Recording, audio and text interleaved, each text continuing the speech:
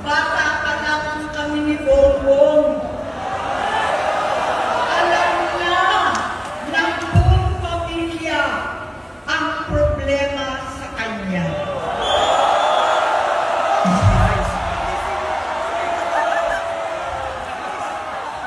Totoo lang, mababasa naman ng lahat ang mga testimonya ng aking ama patungkol sa kanyang ugali at gawain. Noon, dahil may tatay pa kami, hindi ko pa siya responsibilidad. Noong tumatanda, ay mas naging nakakabahala. Batid ko na nagdadrag siya.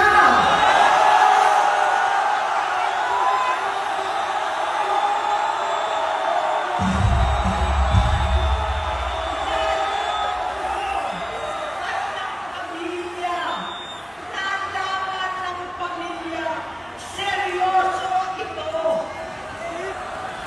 Minsan, kami ng Presidential Guard at Metro Gova ang naglilinis tuwing nagpa-party po sila.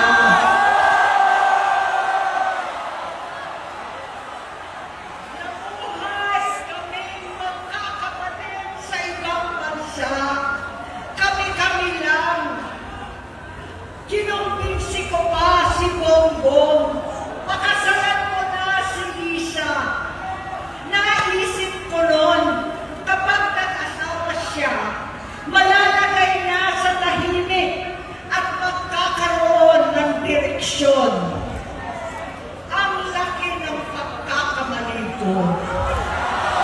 Mas lumala ang kanyang paglulong, magkalulong sa droga.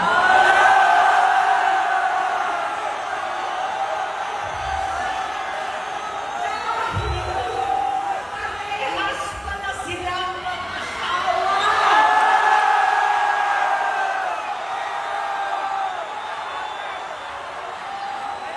Naging gobernador siya ng Ilocos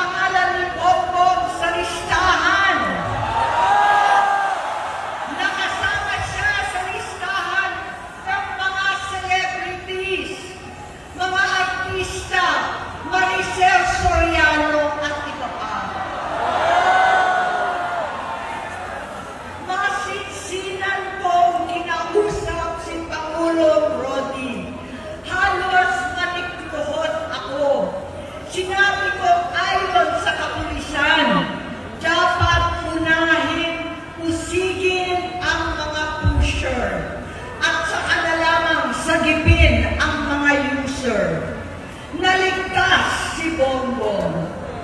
Labis ang takot ko at pag-aalala. Kinausap ko siya at nagsabi siyang talagang siya ay nagbabago na. Muli at lagi, hindi ako nawalan ng pag-asa. Ako'y naniwala ulit. Mula noon, ang natatanggap ko na lang na balita tungkol sa kapatid ko ay regular na pagpapadoktor. Kaya kumalma naman ako. Inisip ko, totoo, dahil na-opera na ang tuhod niya sa gout. Siguro, totoo na ito. Hanggang nito, nalaman ko na tuloy ang paggamit niya sa mga party na garapalan ng hahain ng droga. Pinagmamalaki pa ng mag-asawang kayang-kaya nila ang microdosing ng cocaine. Hari-hariin daw para 4 na beses sa isang araw. Hindi mabibisto. Ang pagpapadoktor, pinalabas nila ang pag-stem cell.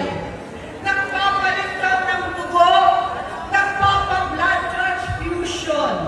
Kayang-kaya raw, hindi ko maintindihan ang pinagsasabi. Noong 2021, kahit papano, nagkikita kami at nagkakausap. Sumumpa siya sa akin talagang hinintunan niya. Naniwala ako kasi sabi niya gusto niyang tumakbo. Ang sabi ko, tutulong ako sa abot ng aking makakaya. Ipinakilala ko si Bongbong kay Inday. Naging magkatandem sila. Pagkatapos noon ay biglang hindi na niya ako ulit kilala. Kahit si Inday, nagtataka, bigla ko na itsapwera. Kahit ganon, nangampanya pa ako para sa kanya. Kahit si Inday na lang ang aking nakakausap.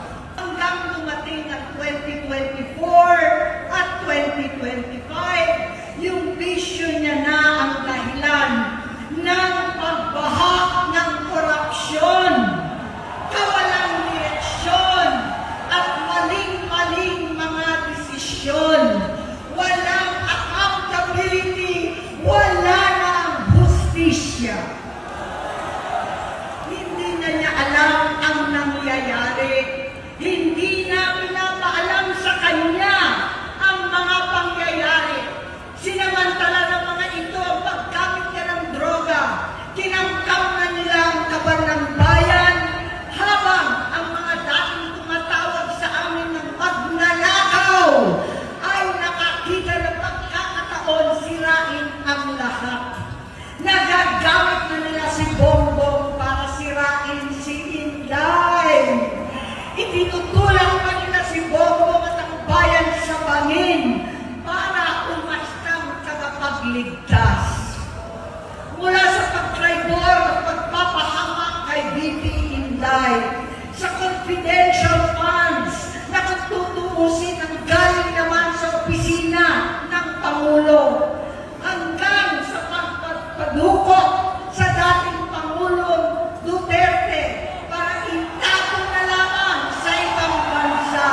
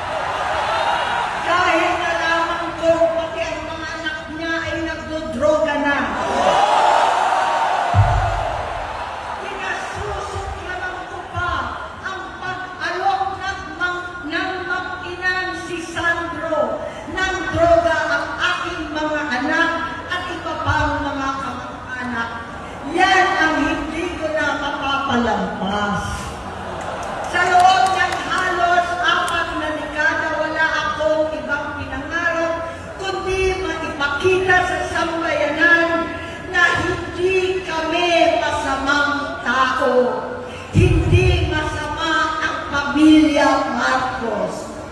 Gusto kong ibangon ang dangal ng aking ama. Sa pamamagitan ng nagpagtatrabaho para sa bayan, sinikap kong maging mabuting gobernador, kinakawan, senador.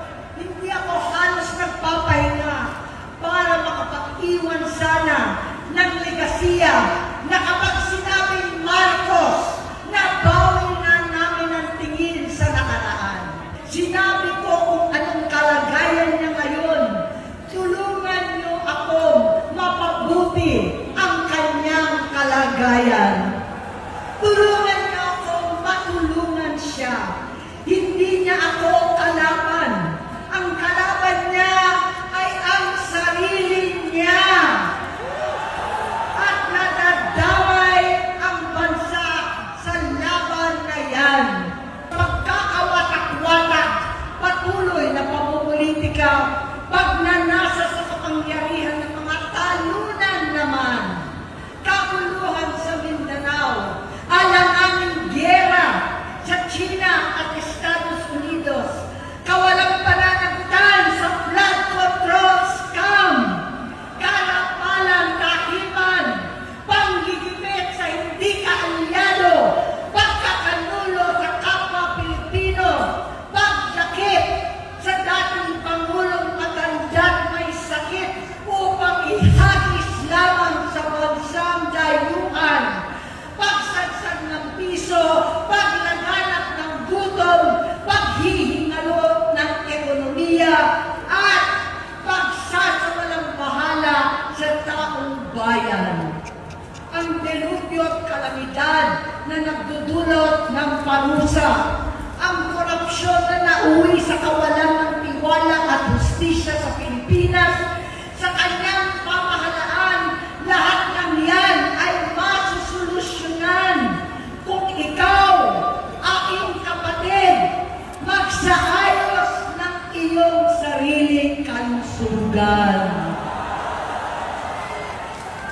Kapag humupa ang ingay sa politika, kapag umuwi na kami sa aming pamilya, hindi bilang senador, kundi bilang ate, bilang si Manang Aimee ni Bonget, kaya ito sasabihin sa harap ng taong bayan, sa harap ninyong lahat, at sa harap ni Bongbong. Bonget, magtatatlong taon na tayong hindi nakakausap. 3 taon ko nang sinusubukan muli na ako'y pakinggan. Siguro ngayon ay makakarating ng buo ang gusto kong sabihin. Walang mababawasan, hindi madadagdagan. Bongbong, nag-aalala sa iyo si Manang. Tuwing nakikita kita sa TV, gusto kitang puntahan. Napakalaki ng pinagbago mo. Itsura, pagsasalita, takbo ng pag-isip. Minsan, napapatanong ako sa sarili ko, ikaw pa ba yan? Si Bongbong ba talaga yung nakikita ko? Pero ako, aling ko, ako pa rin ito. Ako pa rin ang ate mo na tumayong ama't ina sa inyo sa ibang bansa. Ang kasama nyo sa sumubok na sanggahin lahat ng sakit para sa iyo. Ang kapatid mo na hindi mo kailangan